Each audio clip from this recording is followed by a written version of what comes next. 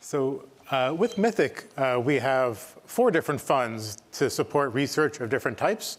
And what research means different things for different faculty. So for our next presentation is actually a partial screening of a film. So this is a film by Vivek Bald from Comparative Media Studies and Writing. And he's going to come give a little introduction to the movie, and then we'll watch it about 15 minutes. So Vivek, are you here? Yes, you are. There you go.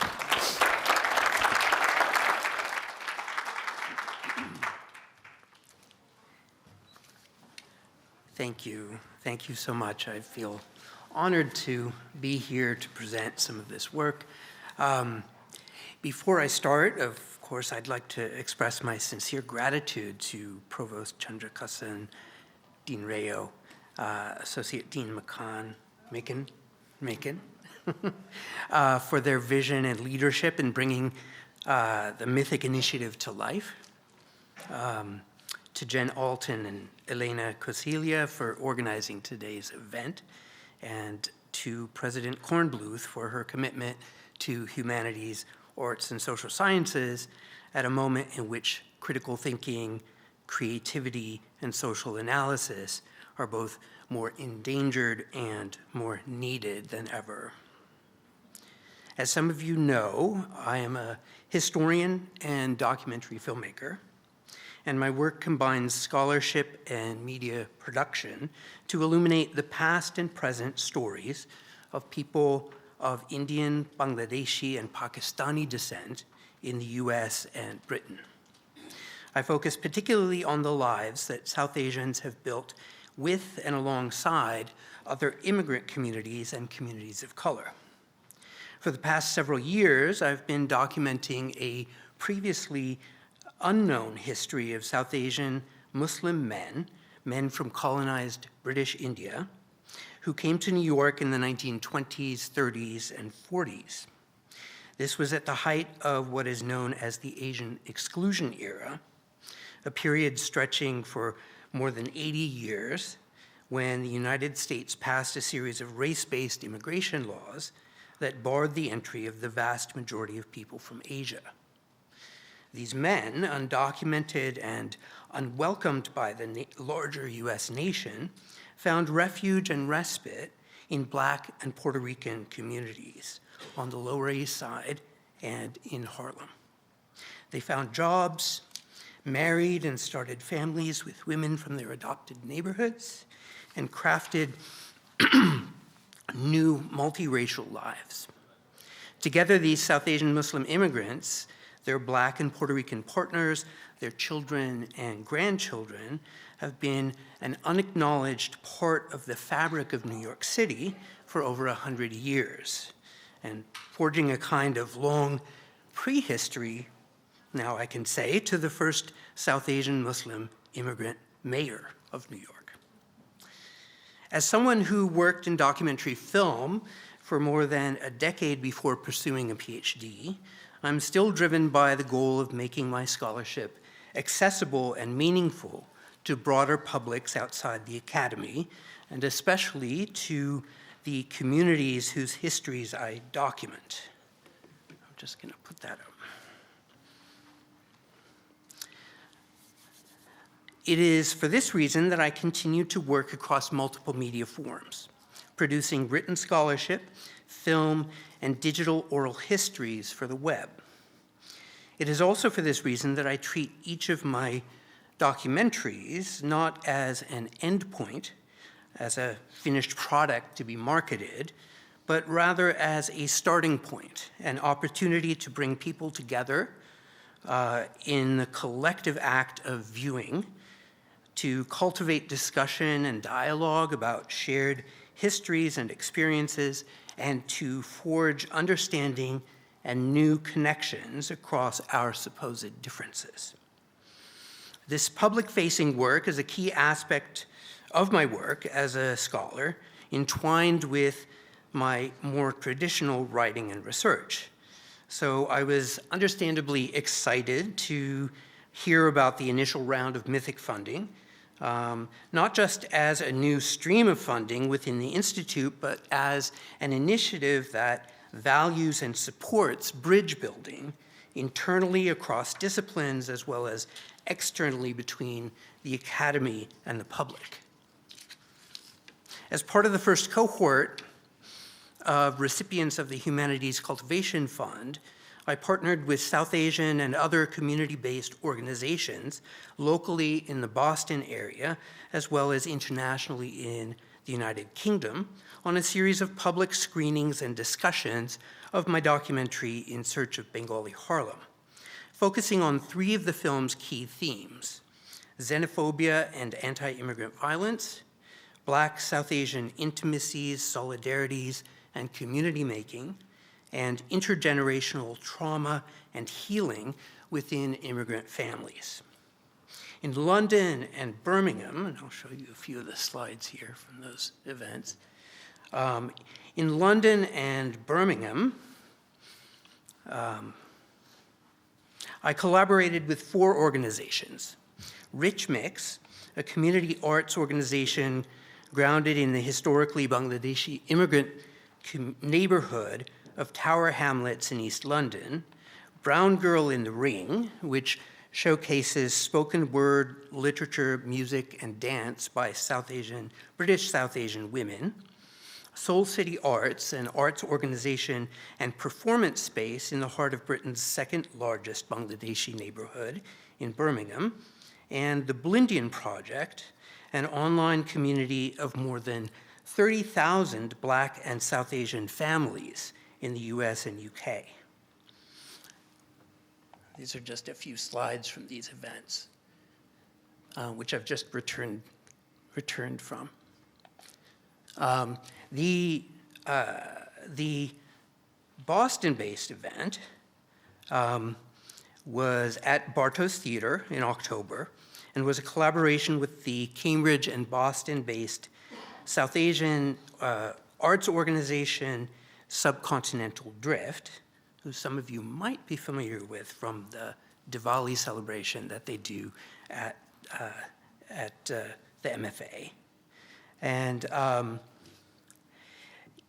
along with MIT student groups, the Asian American Initiative, South Asian Association of Students, and the Bangladeshi Student Organization, both at MIT and the BSA of Wellesley as well, and featured as discussants 2 of my former students, the president of MIT BSA, and a Bangladeshi American student from Cambridge's high school, CRLS, where my own daughter just started.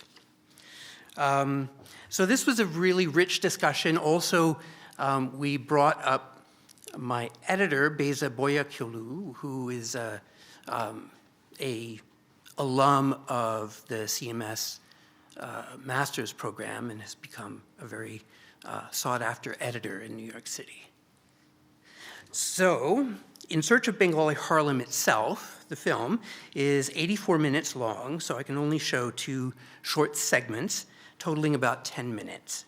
But I hope it will give you a sense of the film, but also as a catalyst for the kind of collective work that I've described. All right, let's roll. Thank you. Here were these men part of some larger history that hadn't been recorded yet. I started the process looking at the indexes. These look like 8 tracks. Yeah. Groom's Index, all boroughs, 1928 to 1932. Right. So I started looking through these for those names. Ali, Ullah, Uddin, Mia, surnames that were common among Bengali Muslims.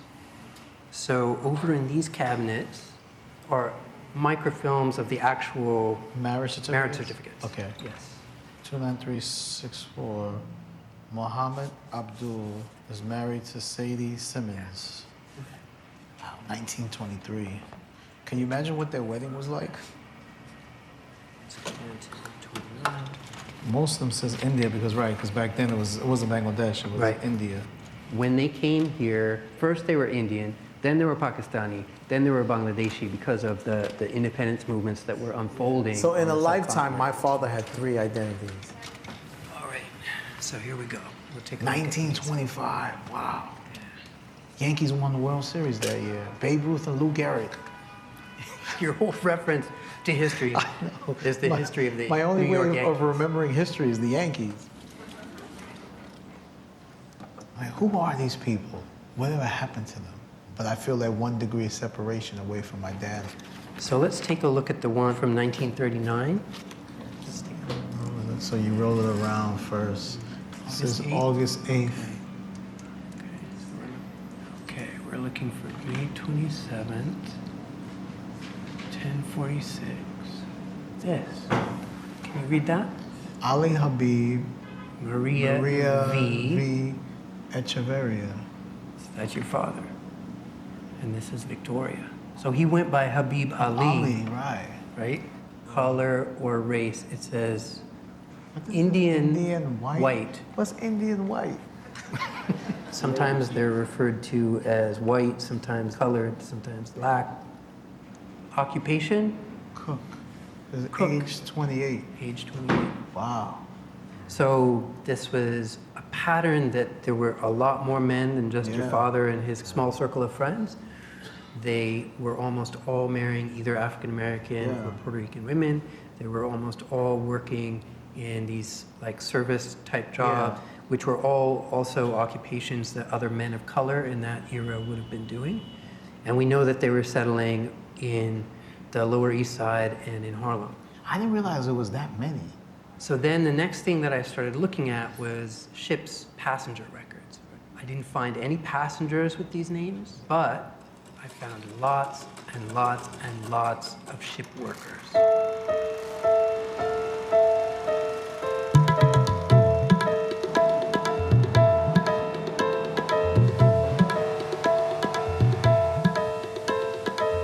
Ali, Mia, Ullah, Udin, the same names, one after the next, being listed as firemen. Those were the people who shoveled coal into Right. the furnaces, stokers who were also kept the fire at a particular temperature, cooks and stewards. So then it started to make sense.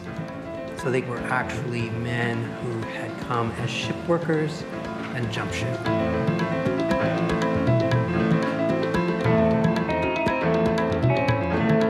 As colonial subjects on these British ships, they were like indentured laborers. There are these stories of men who are described as having gone crazy in the heat of the boiler room and jumping overboard in the middle of the sea. In this book by Rosina Wistrom, she recounts a story that she found in the archives in Britain. A group of South Asian Muslim ship workers who were punished for something on board their ship. The ship's captain hung them up on meat hooks and shoved pig entrails into their mouths. All the crew jumped ship at the next port.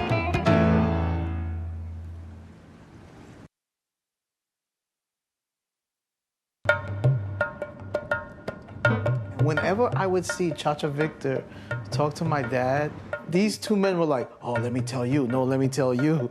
I can't see both of them cooped up in the village. It's the one trait that they all have in common. Like, let's go for a walk. Let's go outside. Yeah. Auntie Helen and Chacha Victor were friends of my dad's. They were the kind of couple that I imagined my dad and Victoria were. How did Victor get to Harlem, and how did he and Helen meet? He was a tender on the British ships. You had to shovel coal to run the engines. The ship landed in Baltimore, and his friend told him to come with him, that they were going to go see some people. But as the night wore on, he says, well, I'm staying. You have no choice. You have to go with me. And they took a bus and landed up in New York.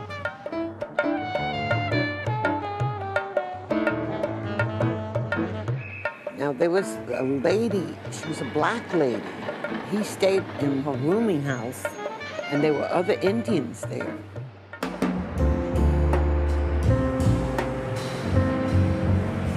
My mother used to take the train with my sisters. My future husband, he would wait for my mother, and he would give her his seat. And then my mother invited him to the house. I said, I guess he's interested in my sister. She said, you can have him. I said, I don't want him. You had a boyfriend already? No, I had no boyfriend. I worked as a nurse, and I didn't want to be a housewife. He came back just before Christmas. He proposed to me, and I was flabbergasted. I said, oh my goodness. We decided we would get married, and I said to my mother, you don't have to worry about the gown. We're not going to be married in the Catholic Church. No pork. That's what I told my mother. That's when I was introduced into the Indian community.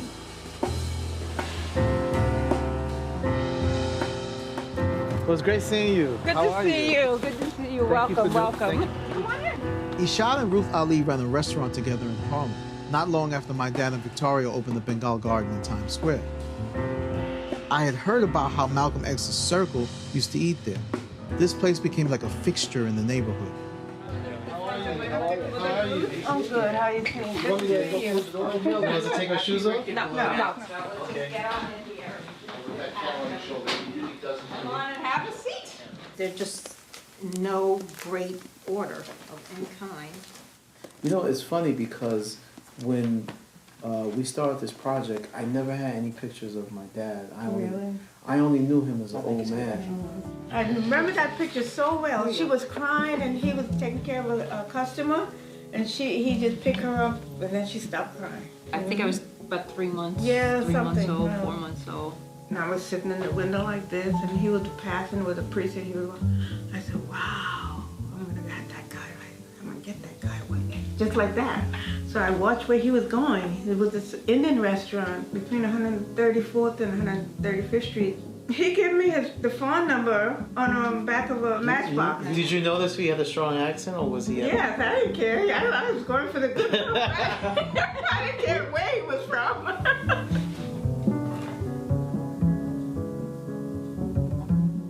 He was a foreigner, and I know in my heart that my family would not accept him. I wasn't in South Carolina, you know, and I wasn't being watched. I felt a freedom.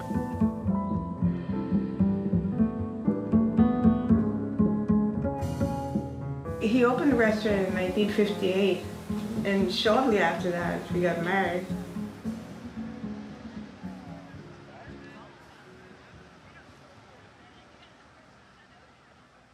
He lived to get up and go to work. He loved it. That was him in the kitchen. There was a counter in the front, very American. It was 4 of us, you know, my brother, my mother, my brother. We worked, chop up, peel carrots. I'd stand on the soda crate and watch him butcher the lamb or the beef or the chicken and cut it up. And I had chicken curry at just about every day of my life, as far as I can recall. She would cook on Friday nights. We'd have our Southern food on Friday nights, you know, up in the apartment. And he liked it. We had our birthday parties there. Miles Davis used to come in. I used to serve him all the time. I remember Cicely Tyson sitting there. Morgan Freeman came. Mark Breland, a boxer. Kareem Abdul-Jabbar.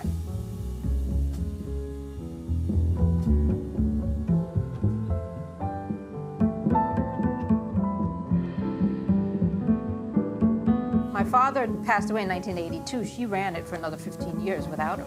So, the little black woman from Pawleys Island, South Carolina, you know what? That's why she went after him, because she had to carry on the legacy of running this Indian restaurant 17 years after he died. Wow, you don't joke.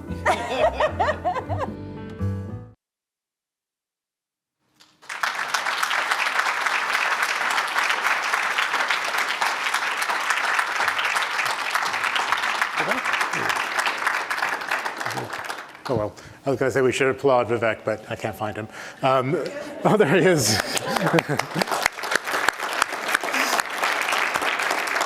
Thanks so much. And as you can imagine, as a multiracial child of a South Asian immigrant, this resonates strongly for me.